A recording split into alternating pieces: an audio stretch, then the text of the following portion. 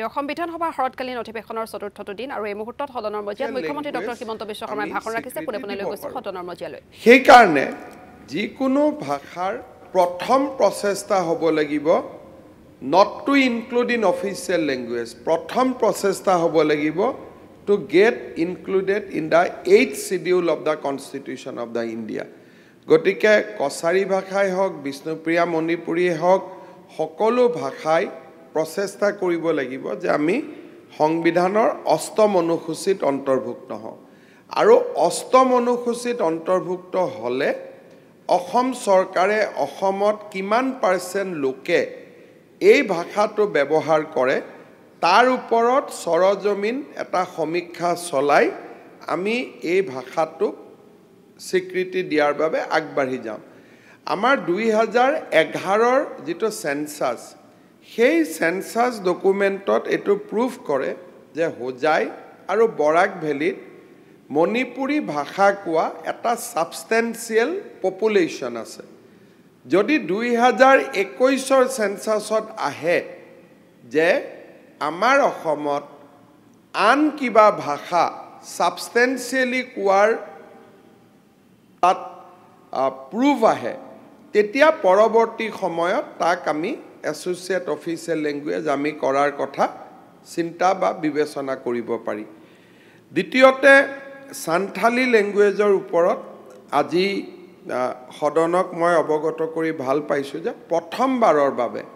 অসম চৰকাৰে কিছুদিন আগতে সান্থালী লেংগুৱেজক আমি মিডিয়াম অফ ইনষ্ট্ৰাকচন হিচাপে ৰিকগনাইজ কৰিছো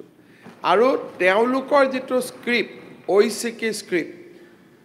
এই স্ক্ৰিপ্টটোকো আমি গ্ৰহণ কৰিছো অসমৰ যিখিনি সাঁওতালী সমাজৰ লোক অসমত থাকে স্ক্ৰিপ্ট আৰু মিডিয়াম অফ ইনষ্ট্ৰাকচন নোৱাৰ কাৰণে সেই ভাষাটো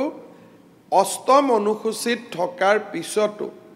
এই ভাষাটো ব্যৱহাৰ কৰি স্কুলত পঢ়া শুনা কৰাৰ যেটো পৰিমাণ সেইটো বহুতখিনি সীমিত আছিল এতিয়া আমি তাক প্ৰথম প্ৰচেষ্টা অফিচিয়েল লেংগুৱেজ বহুত পিছত আহে প্ৰথম প্ৰচেষ্টা হয় মিডিয়াম অফ ইনষ্ট্ৰাকচন যাতে স্কুল কলেজত এই ভাষাটো আহিব পাৰে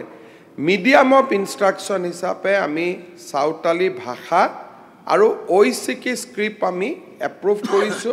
শিক্ষা বিভাগে এতিয়া শিক্ষক আদি নিযুক্তিৰ প্ৰক্ৰিয়াও তাত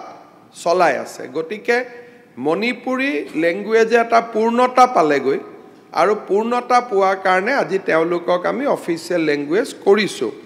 আৰু সাঁওতালী লেংগুৱেজও with the passage of time যেতিয়া মিডিয়াম অফ ইনষ্ট্ৰাকচন হ'ব লৰা ছোৱালীয়ে সেই লেংগুৱেজত মেট্ৰিক দিব ওইচিকি স্ক্ৰিপ্ট ব্যৱহাৰ কৰিব যাৰ আমি পটভূমি এটা ইতিমধ্যে নিৰ্মাণ কৰি দিলো যে ভাষাটো আগবাঢ়ক ডেফিনেটলি অনাগত ভৱিষ্যতত তেওঁলোকেও অফিচিয়েল লেংগুৱেজৰ মৰ্যাদা পাব পাৰে কিন্তু বিষ্ণুপ্ৰিয়া আৰু কাছাৰীৰ ক্ষেত্ৰত যেহেতু অষ্টম অনুসূচিতে ভাষা দুটা এতিয়ালৈকে আহা নাই গতিকে মই ভাবো যে সেই ভাষাৰ বিদগ্ধ পণ্ডিতসকলে এই বিষয়ে ভাষাটোৰ ওপৰত চিন্তা চৰ্চা কৰি তাক অষ্টম অনুসূচিলৈ লৈ যোৱাৰ বাবে প্ৰচেষ্টা কৰিব লাগিব আৰু চৰকাৰে এই ক্ষেত্ৰত যদি তেখেতসকলে বিচাৰে যে বিষ্ণুপ্ৰিয়া মণিপুৰী ভাষাৰ ওপৰত আমি ৰিচাৰ্চ কৰিম গৱেষণা কৰিম অষ্টম অনুসূচিত অন্তৰ্ভুক্ত কৰাৰ বাবে আমি কেন্দ্ৰীয় চৰকাৰক আৰ্জি দিম অসম চৰকাৰে ডেফিনেটলি বিষ্ণুপ্ৰিয়া মণিপুৰী ভাষাকো সহায় কৰাত পৃষ্ঠপোষকতা কৰাত আমাৰ কোনো আপত্তি নাই কাছাৰীৰ ক্ষেত্ৰত আমি প্ৰুফ কৰিব লাগিব যে it is a independent language with definite script from Bengali আৰু এই ভাষাটোৰ আৰম্ভণি সিলেটত বাংলাদেশতো এই ভাষাটোৰ স্বীকৃতি আছে নাই তাতো স্ক্ৰিপ্ট আদি ডিফাৰেন্স ফ্ৰম বেংগলী আছে নে নাই এই বিষয়ে আমাৰ মোৰ কোনো নলেজ নাই আৰু এইকাৰণে উত্তৰ দিব দিগদাৰ সেইকাৰণে বৰাক উপত্যকাত এটা তাত সিলেটৰ পৰা অহা শ্ৰীহট্ট জিলাৰ পৰা অহা বহুত লোক আছে তেওঁলোকে সিদ্ধান্ত ল'ব লাগিব যে Bengali and Kachari is one language or a different language হয় যদি কেনেকৈ ডিফাৰেণ্ট লেংগুৱেজ হয়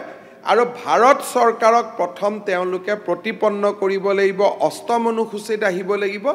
তাৰ পিছতহে অফিচিয়েল লেংগুৱেজৰ কথাটো আহিব ই এটা ট্ৰেজেক্টৰী ই এটা যাত্ৰা আৰু মণিপুৰী লেংগুৱেজে সেই যাত্ৰাটো সম্পূৰ্ণ কৰিলে কাৰণে আজি আমি তেওঁলোকক অফিচিয়েল লেংগুৱেজৰ স্বীকৃতি দিছোঁ বাকি সকলেও যাত্ৰাটো আৰম্ভ কৰক আমি সকলো ভাষাকে সন্মান কৰোঁ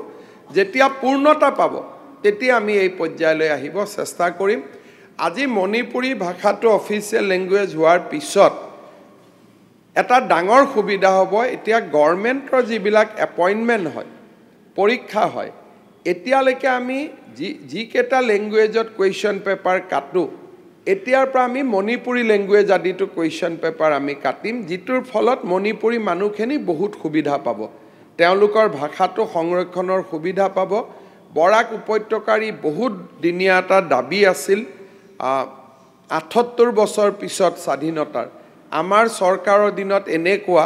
বহুত নোহোৱা কথা আমাৰ চৰকাৰৰ দিনত হৈ আছে যি মানুহে আশাও কৰা নাছিল চিন্তা কৰা নাছিল আমাৰ মণিপুৰী লোকসকলৰ প্ৰায় বৰাকত এমপি আছিলে নুৰুল হুদা নহয় জানো নুৰুল হুদা তেখেত এমপি আছিল মণিপুৰী সকলৰ পৰা এটো বহুত পুৰণা দাবী আছিল কিন্তু সকলোৱে ইগনোৰ কৰি আছিল ইমান দিন এই দাবীটো কিন্তু আজি আমি ৰাইজৰ আশা আকাংক্ষাক যে এখন চৰকাৰে প্ৰতিনিধিত্ব কৰিব পাৰে সেই কথাটো আজি আমি আকৌ এবাৰ প্ৰমাণ হৈছে মই আজিৰ এই সুন্দৰ দিনটোত অসম বিধানসভাৰ হৈ অসমৰ মণিপুৰী সমাজক আজি মই অভিনন্দন জনাইছো I am congratulating the Manipuri community living in Assam for this great achievement and I assure that we will work together to further develop the language in the state of Assam. ধন্যবাদ মাননীয় মুখ্যমন্ত্ৰী মহোদয়ে যেটো কথা কৈছে